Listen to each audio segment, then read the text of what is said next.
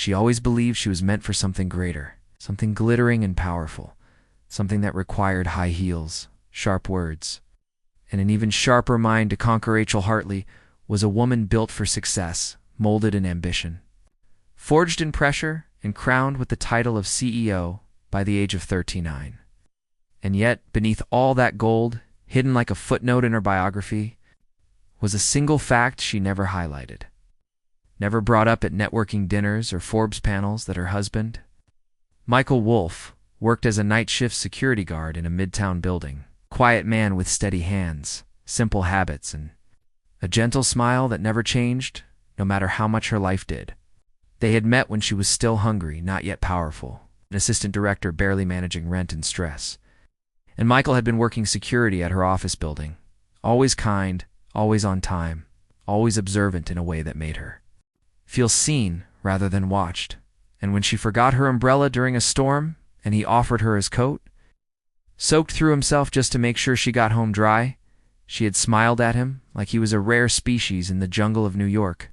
Men humble, chivalrous, and real. They dated in private, married quietly, and built a life in a one-bedroom apartment filled with books, soft music, and dinners where they dreamed out loud her of promotions. Him of peace, and at first, love felt louder than status, and the gap between their careers was only a detail. But time changed her, or maybe success did. And as Rachel climbed corporate towers, moved into glass offices and six-figure meetings, the man who once felt like her anchor began to feel like a weight. And though Michael never changed, it was her perspective that shifted. She began dressing differently, talking differently, surrounding herself with people who measured value in LinkedIn followers and stock options.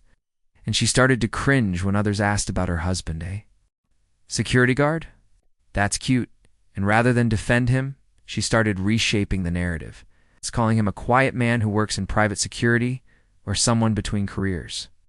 And when invitations came for galas and corporate retreats, she made excuses for him not to come, saying he didn't like crowds, when in truth, it was her shame that pushed him into the shadows.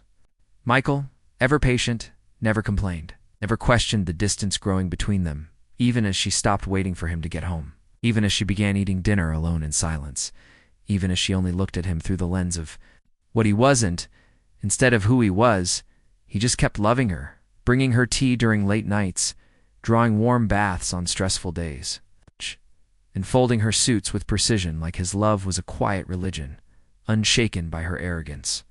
And then, as if fate had grown tired of her blindness, the storm arrived not in their marriage, but in her empire. Phoenix Tech, the company she'd built from a crumbling startup to a global software leader, suddenly found itself under siege. Stocks were dropping, her CTO resigned unexpectedly, and worse. A faceless entity began acquiring massive shares, one after another, until Rachel's ownership, once 51%, dropped to 32% in under a month. She scrambled, made calls, flew across the country to beg investors to hold the line.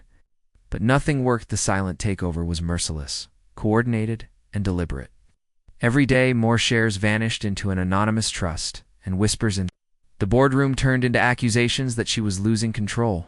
One night, well past midnight, she came home and found Michael at the kitchen table, reading as always, wearing his uniform, sipping his usual tea, and when he looked at her with those calm eyes and asked, "Everything all right?" she snapped not. Because he did anything wrong, but because he reminded her of everything she felt slipping. "No, it's not all right," she barked. "But I wouldn't expect you to understand what it's like to have the world watching your every move. Have no idea what pressure is." Michael stared at her for a long, quiet moment, then simply said, "I know more than you think," before turning back to his book. She went to bed without another word, not knowing that the next day would unravel everything she thought she knew about him. The emergency board meeting was called at noon. Everyone was tense, whispering as they filed into the conference room on the top floor of Phoenix Tech's headquarters. Rachel arrived wearing her best power suit, armed with prepared statements, legal backup, and trembling hands, determined to hold her company together until the doors opened. And a man stepped in, a man she knew better than anyone, and yet didn't recognize at all.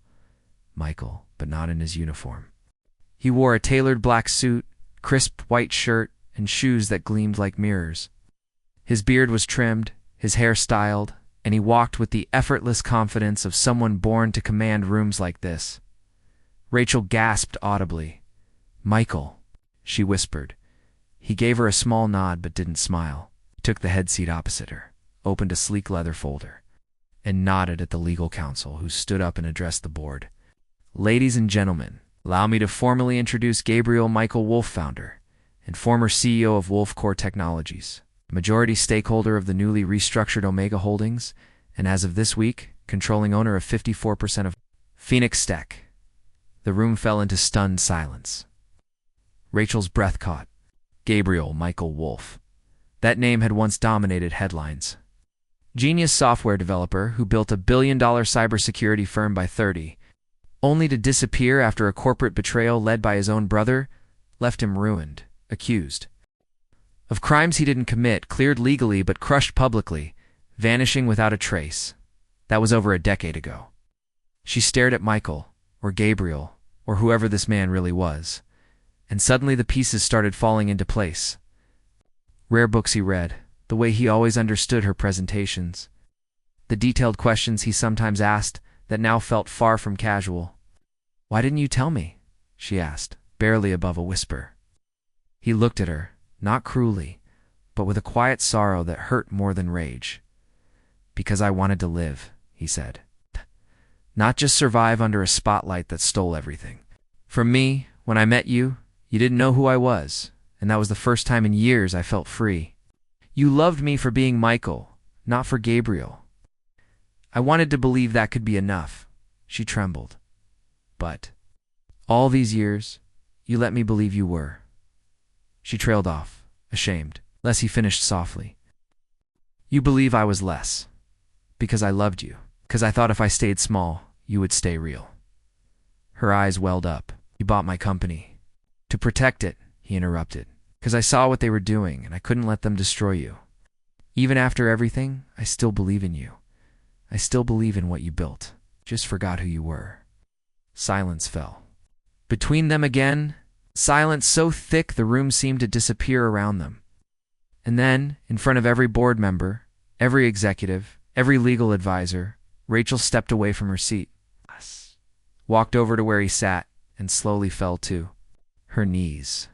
Not out of theatrics, not out of manipulation, but from the crushing weight of truth. "I'm sorry," she said, voice cracking. "For everything. For making you feel small. For not seeing you. For choosing pride over love." He reached for her, helped her up, and for the first time in years, held her like she was the only thing he needed to breathe. The board respectfully exited, leaving the two of them alone in the room, facing each other not as CEO and investor, not as judge and judged, but as two people stripped of ego, finally honest. And in that moment, Rachel realized she hadn't married below her level. She had married a man so far above it that he gave up his entire throne just to walk beside her at her pace, hoping one day she'd look back and see not the uniform, not the job, not the status, but the depth of the man who never stopped choosing her, even when she forgot to choose him back.